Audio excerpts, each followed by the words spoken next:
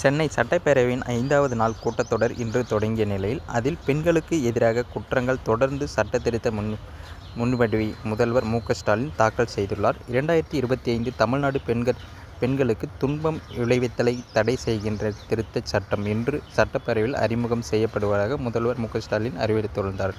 பெண்களுக்கு எதிராக நடைபெற்று வரும் பிரச்சினைகளை கருத்தில் கொண்டு அதற்கு தகுந்த நடவடிக்கை எடுக்க வேண்டும் என்பதற்காக தண்டனைகளை கடுமையாக்குவது தொடர்பாக மசோதாவை முதல்வர் ஸ்டாலின் தாக்கல் செய்திருக்கிறார்.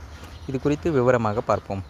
பெண்களை பின்குடந்தால் 5 ஆண்டுகள் வரை சிறை தண்டனை விதிக்கப்படும். அது மட்டுமின்றி பிணையில் கூட அவர்கள் வெளிவர முடியாத அளவுக்கு சட்ட திருத்தம் கொண்டு வரப்பட்டுள்ளது. அதேபோல் குறிப்பிட்ட சில குற்றங்களில் பாதிக்கப்பட்டோரின் அடையாளத்தை வெளிப்படுத்தினால் 3 முதல் 5 ஆண்டு வரை சிறை தண்டனை. பாலியல் வன்கொடுமை வழக்கில் 14 ஆண்டுகளுக்கு குறையாமல் ஆனால் ஆயுட்காலம் வரை தண்டனை நீடிக்கப்படலாம் எனவும், மீண்டும் பாலியல் வன்கொடுமை வழக்கில் கைதானால் ஆயுள் அல்லது மரண தண்டனை விதிக்கும் மசோதா எனவும் ஸ்டாலின் தெரிவித்திருந்தார். அதேபோல் ஆசிட் வீச்சு சம்பவம் ஏற்பட்டால் குறைந்தபட்சம் 10 ஆண்டுகள் சிறை அல்லது ஆயுள் தண்டனை விதிக்கும் மசோதாவுக்கு கொண்டு வரப்பட்டுள்ள பெண்கள் எதிராக நடக்கும் பாலியல் குற்றங்களை மன்னிக்க முடியாது.